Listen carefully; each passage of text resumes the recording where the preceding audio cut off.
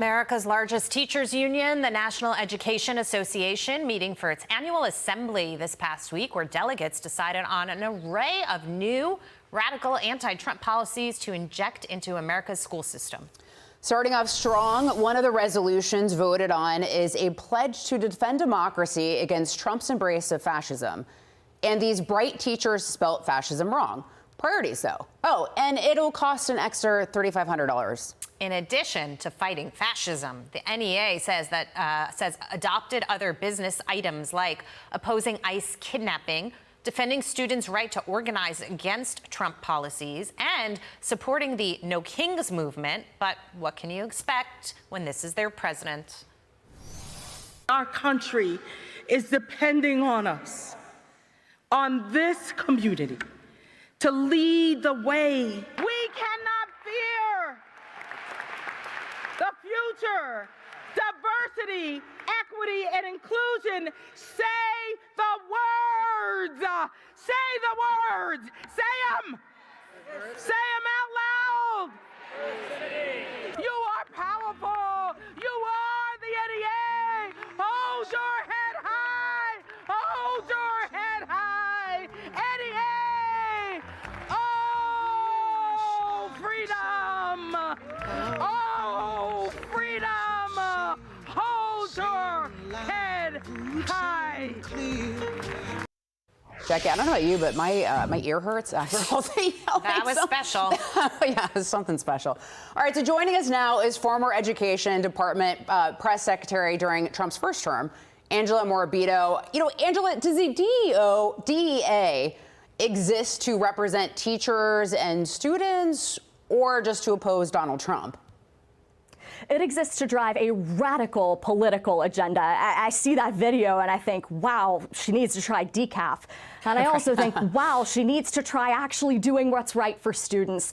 And that is putting education first. You look at these resolutions and it's not hard to see why they tried to keep them a secret. They're doing things that have nothing to do with education and everything about driving a radical agenda. Not just making it their official policy to call Donald Trump a fascist whenever they can, but also budgeting more than $200,000 to try and shield teachers from accountability when they talk about gay and transgender issues in the classroom. That is anti-student, anti-parent, and in many states, it's also anti-rule of law.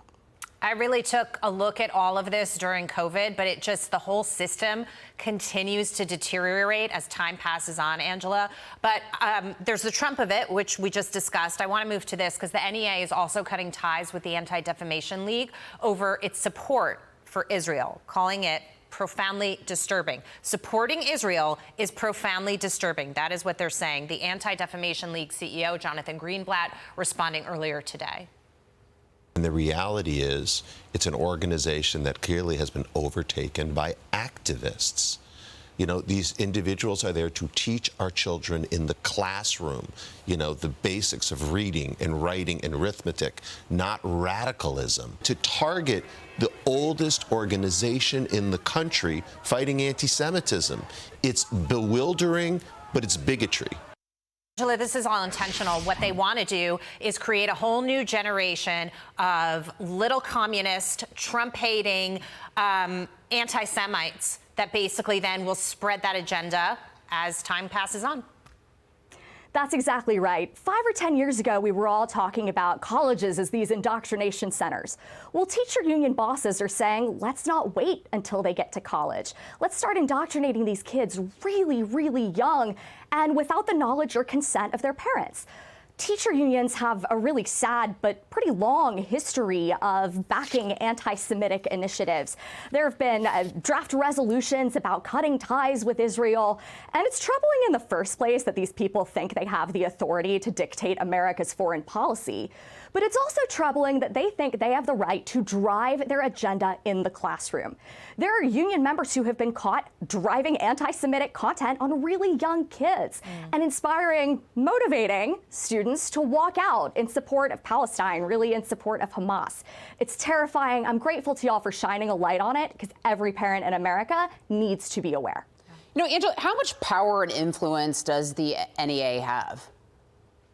That totally depends on where you are in the country. If you are in a place like Chicago, your teacher union is actually part of the AFT, but they not only handpicked the mayor, but they're effectively writing their own contract with the school district. That is an obscene level of power, and it shows you that failing test scores in that city and in so many other union-controlled cities are not an accident. But look, these unions are panicking, and they should be, because school choice is on the march across the country. Their business model is over. Yeah. And Angela, you know, I'm watching this play out in real time right here in New York City for the mayor's race. When you look at the voters who wanted Mandami to be on the Democrat ticket here, he is a self-professed socialist. And you say, well, where did they come from? They're actually not the poor part of this society. They're the elites that were educated in these institutions. And so you see that agenda play out and you realize how dangerous this can be. And Zoran is that as well. Yeah. He's an elite that went through those institutions. Yeah, they hold what I would call luxury beliefs. When you are scraping by for every penny and just trying to get by in America, you want school choice. You want your kid to have a great opportunity. But when you can kind of sit in the ivory tower or sit from a position of what they would call privilege and I would call blessing, you can have those beliefs like, of course, we should let men play in women's sports. It's inclusive, right? When it's not your daughter, not your child. These people are detached from reality. The painful reality is that 1 in 3 eighth graders is functionally illiterate. The system we have does not work, and throwing more money at it just isn't going to fix it. Yeah. Angela, great to see you. Thanks so much for your time tonight. Good stuff. Thank you. Thank you.